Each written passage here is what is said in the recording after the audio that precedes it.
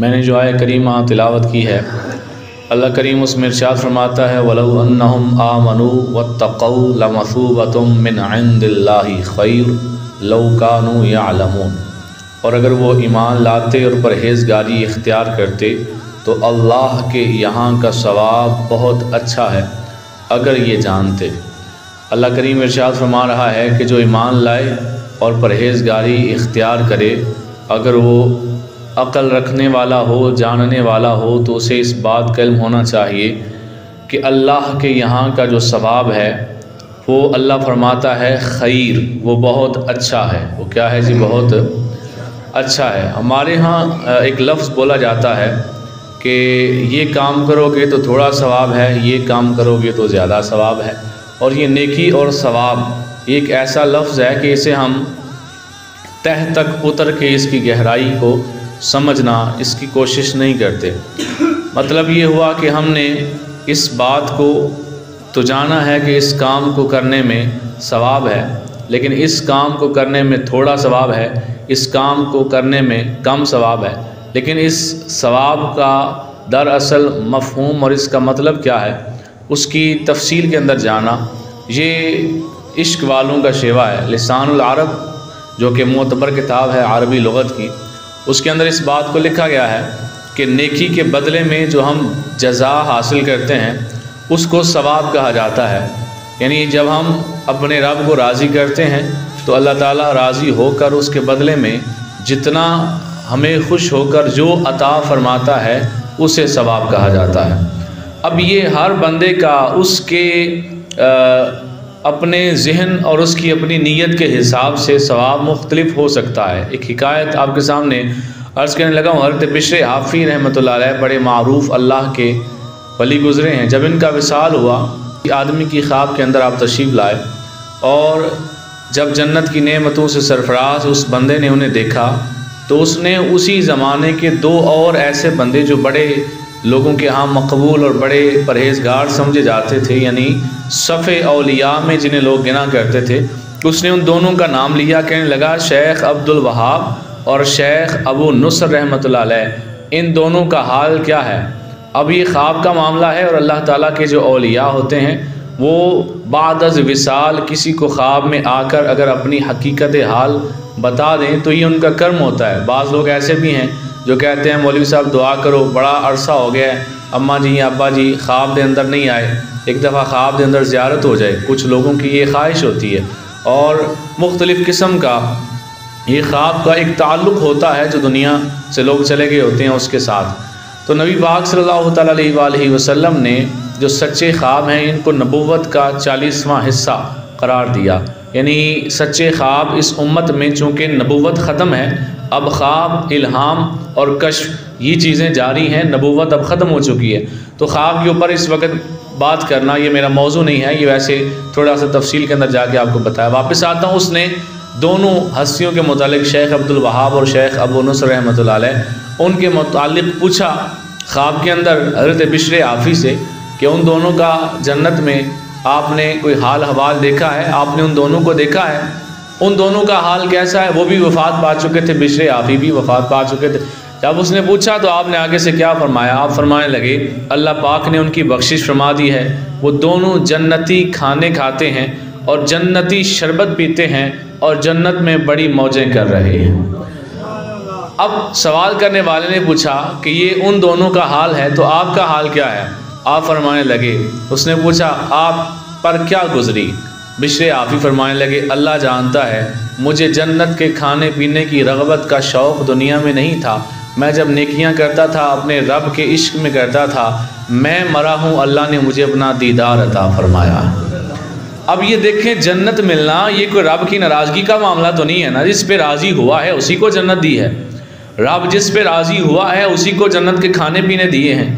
رب جس پہ راضی ہوا ہے اسی کو جنت میں اڑنے کا، جنت میں سیر کرنے کا یہ سارا معاملہ اسی کے ساتھ فرمایا ہے۔ لیکن ایک ہستی وہ ہے جو کہتی ہے کہ مجھے ان چیزوں کا شوق نہیں تھا کہ میں جنت میں جاؤں، میوے کھاؤں، جنت کے پھل کھاؤں، جنت میں مشروب پیوں اور جنت میں مزے اڑاؤں۔ میں جب نیکیاں کرتا تھا تو یہ سوچ کے نہیں کرتا تھا، لہٰذا جب میں مرا ہوں اللہ پاک نے میرے اوپر یہ کرم فرمایا ہے کہ اللہ نے مجھے اپنا دیدار عطا فرمایا ہے۔ اب ثواب ان کا بھی ثواب ہے، ثواب ان کا بھی ثواب ہے، نیکی ان کی بھی نیکی ہے اور نیکی ان کی بھی نیکی ہے۔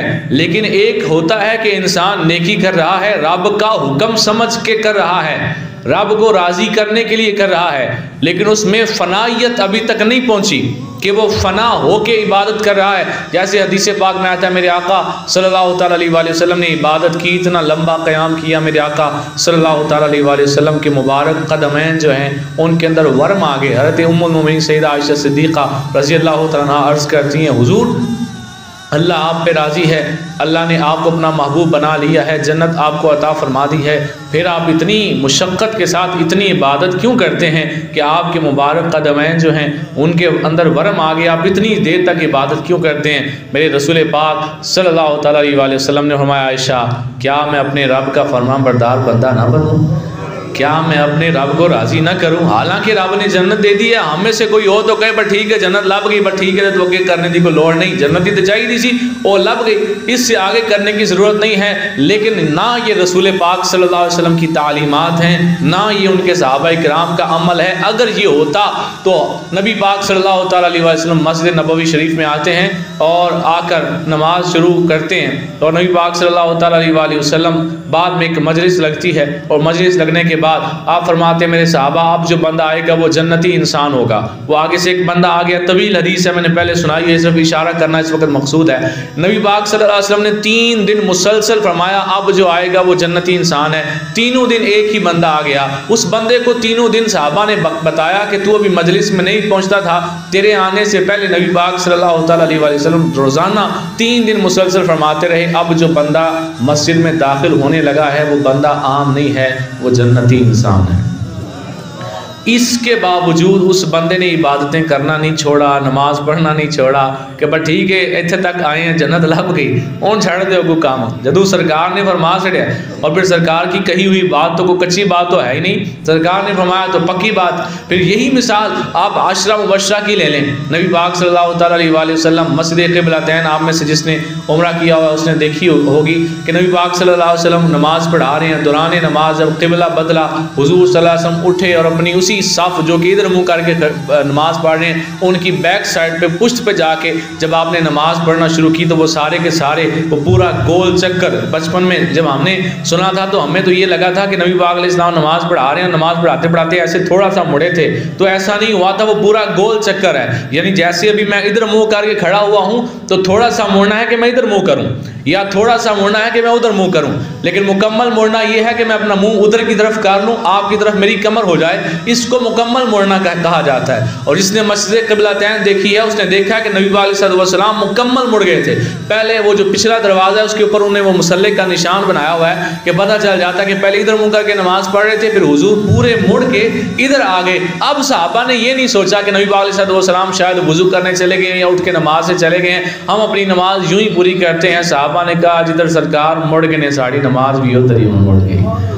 اب یہ جب صحابہ نے کیا نا تو سرکار نے وہ 10 بندے تھے، کتنے بندے تھے؟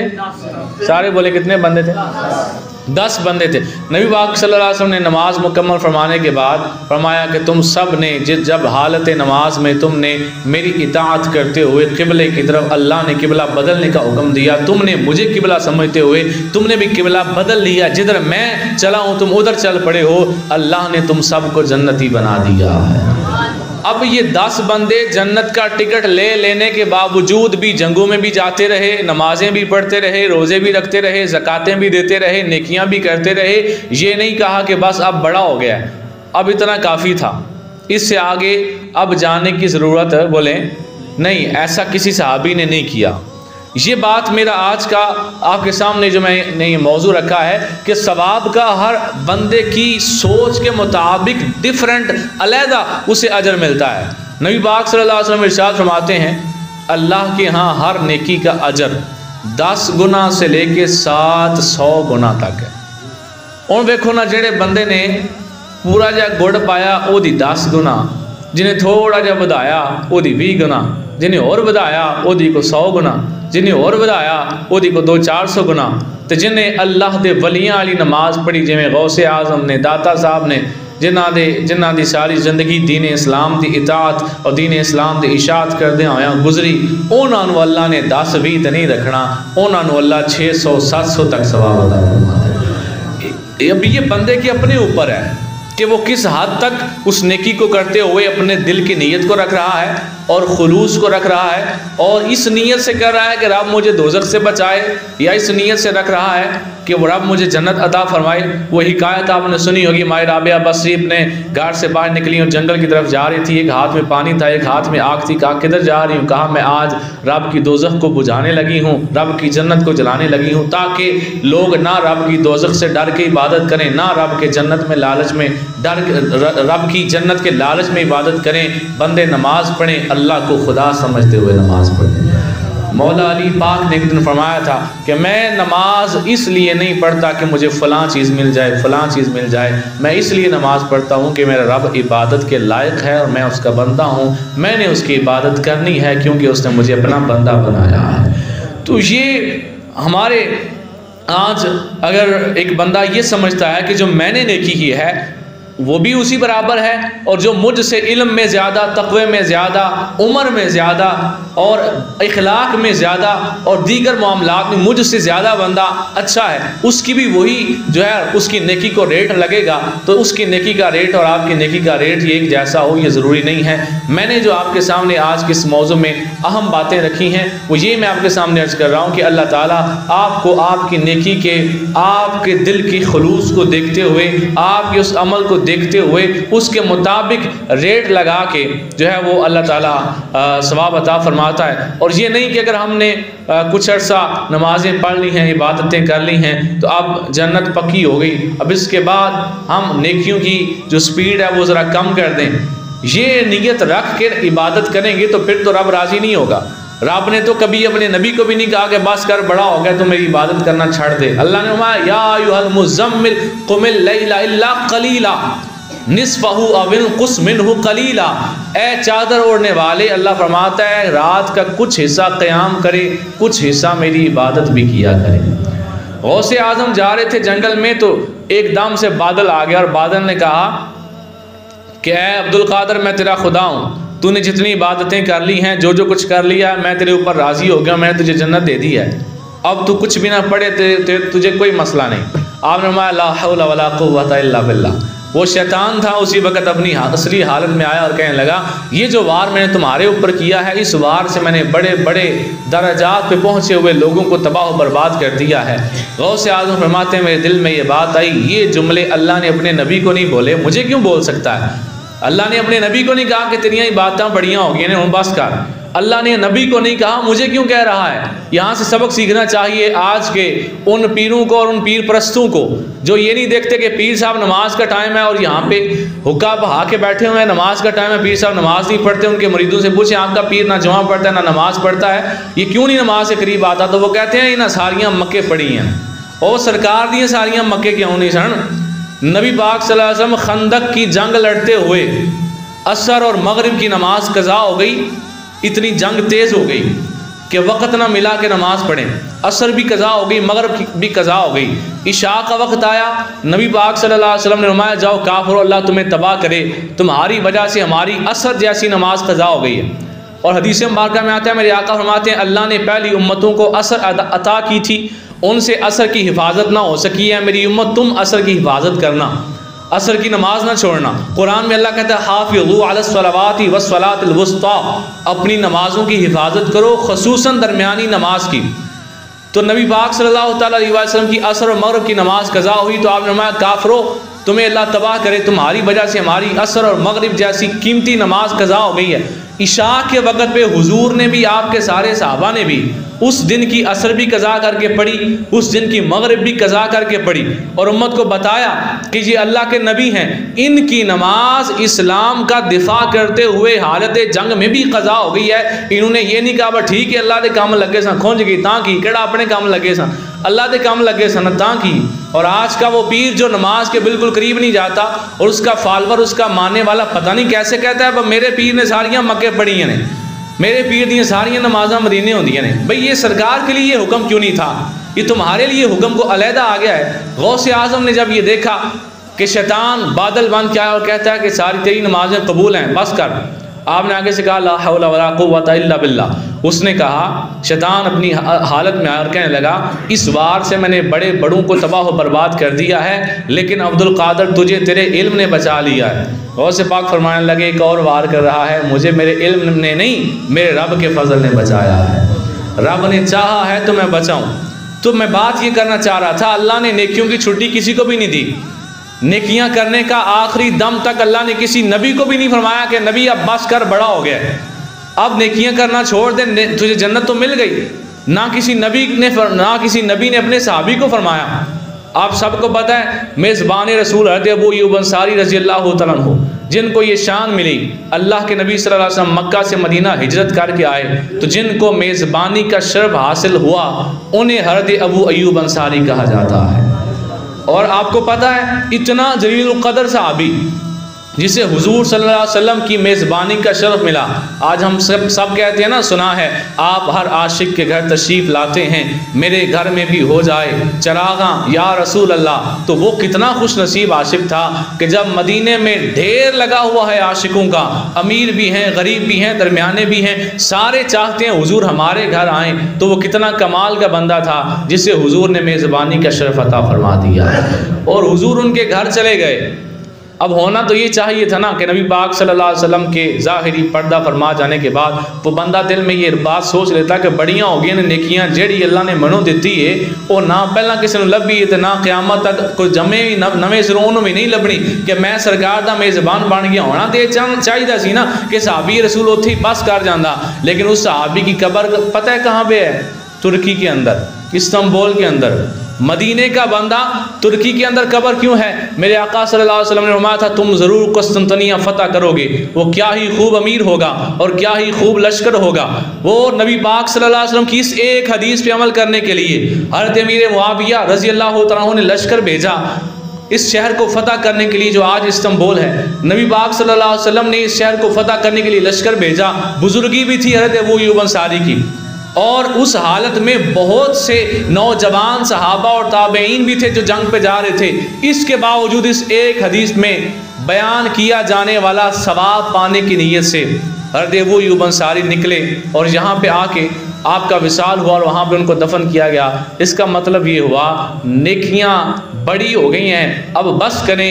یہ نہ تو اللہ کے کسی نبی نے اللہ کے حکم پہ کیا، نہ اللہ کے کسی نبی نے کسی اپنے صحابی کو یہ حکم دیا، لہٰذا اس بات پر جو میں نے آیت کریمہ پڑھی اسی کو دوبارہ بیان کر کے اپنی گفتگو ختم کر رہا ہوں۔ اللہ فرماتا ہے وَلَوْ أَنَّهُمْ آمَنُوا وَاتَّقَوْا لَمَثُوبَةٌ مِّنْ عِندِ اللَّهِ خَيْرٌ لَوْ كَانُوا يَعْلَمُونَ۔ اللہ فرماتا ہے ایمان لے آتے اور نیک عمل کرتے، پرہیزگاری کرتے تو کیا دیکھتے؟ وہ دیکھتے لَمَثُوبَةٌ مِّنْ عِندِ اللَّهِ خَيْرٌ، دیکھ لیتے اللہ کے ہاں کا اجر بہت ہی اچھا ہے، بہت ہی اچھا ہے۔ تو جتنا اچھا جتنا بھی ہو اتنا ہی تھوڑا ہوتا ہے، جتنا اور زیادہ ہو جائے اتنا ہی تھوڑا ہوتا ہے۔ تو لہٰذا ثواب کی جو مختلف بندوں کے ساتھ مختلف اللہ تعالیٰ کی جو ڈیلنگ ہوتی ہے کہ جس کے دل میں جتنا خلوص ہے، جو جس نیت سے کر رہا ہے اللہ اسے اتنا عطا فرماتا ہے۔ اس بات کو مد نظر رکھ کے اگر بندہ نیکی کرے تو وہ یہ نہ سوچے کہ میں نے جو سرکار فرماتے ہیں 10 سے لے کے 700 گنا کے درمیان اللہ جس کو جتنا چاہے ثواب عطا فرماتا ہے۔ تو بندہ اگر عاجزی کرے گا تو وہ یہ سوچے گا کہ میری پتہ نہیں ساری 10 بھی ریٹ اللہ نے لایا کہ نہیں لایا، پتہ نہیں اللہ نے قبول کیتا بھی ہے کہ نہیں کیتا۔ تو جنہاں دے پیر آپ ہی نہیں پڑھ دے انہاں دے مریداں کتوں پڑھنی ہیں۔ اور جب کسی کو کہا جائے کہ تمہارا پیر نماز بھی نہیں پڑھتا تو وہ کہتے ہیں یہ تو ظاہری ہے نا شریعت، ہمارے پیر صاحب طریقت پہ پہنچے ہوئے ہیں۔ سبحان اللہ، طریقت نہ داتا صاحب اپنے جڑے 5 ٹائم نمازاں پڑھ دے رہے تے نہ غوث پاک اپنے جنہاں ساری زندگی 5 ٹائم نماز نہیں پڑھی، نہ مولا علی پہنچے جنہاں ساری زندگی نماز نہیں چھڑی، ایک دن نماز قضا ہوئی اکھاں چوں اتھرو نکل آئے، سرکار نے فرمایا کیوں رونا ہے پیار سے کیتی سونے ساڈی نماز رہ گئی۔ وہ طریقت نہیں پہنچے کو وکھرا طریقت پہ پہنچ گیا جنہیں 5 وقت کی نماز بھی چھاڑ دیتی، جمعہ بھی چھاڑ دیتا ہے اور ثواب دی انہوں ضرورت ہی نہیں، تو پھر بھی لوگوں کا پیر ہے، پھر بھی لوگ ہاتھ بھی چمدے نے پیر بھی چمدے نے، اور جو ظاہری نماز پڑھتا ہے اس کے نزدیک کو ویلیو ہی نہیں ہے۔ تو لہٰذا اللہ فرماتا ہے لَمَثُوبَةٌ مِّنْ عِنْدِ اللَّهِ خَيْرٌ، میرے ہاں کا اجر بہت اچھا ہے، اچھا جنہ میں کر لو نہیں تھوڑا ہوتا ہے، زیادہ کرنا چاہیے۔ لہٰذا اللہ کے نبی صلی اللہ تعالیٰ علیہ وسلم نے جو راستہ بتایا، شریعت پہ پہنچتے ہوئے بندہ طریقت پہ پہنچتا ہے۔ امام مولا علی پاک شریعت کے امام بنے ہیں تو طریقت کے امام بنے ہیں، شریعت کو چھوڑ کے نہیں بنے۔ داتا صاحب طریقت کے امام بنے ہیں تو پہلے 5 وقت نماز پڑھی ہے، شریعت پہ چلے ہیں تو پھر بنے ہیں۔ حضرت غوث اعظم آپ شریعت پہ چلے ہیں، عالم دین بنے ہیں، دین کے اوپر عمل کیا ہے، پھر جا کے طریقت تک پہنچے ہیں۔ ایسی کوئی بیچ کی سیڑھی نہیں ہے کہ آپ شریعت کو ٹھڈا مار کے ڈائریکٹلی طریقت کے اوپر پہنچ جائیں۔ اللہ فرماتا ہے میرے ہاں کا اجر بہت اچھا ہے، اور یہ اچھا بھی اللہ اسی کو نصیب فرماتا ہے جو اللہ کے ہاں نیکیاں کرتا ہے، اللہ کے اوپر ایمان رکھتے ہوئے اللہ کو راضی کرنے کے لیے نیکیاں کرتا ہے۔ اللہ تعالیٰ کی بارگاہ میں دعا ہے اللہ تعالیٰ ہمیں خلوص سے دل سے نیکیاں کرنے کی توفیق عطا فرمائے، اور جو ٹوٹے پھوٹے اعمال ہم کرتے ہیں اللہ تعالیٰ انہیں اپنی رحمت کے صدقے زیادہ ثواب عطا فرمائے۔ وما علینا الا البلاغ۔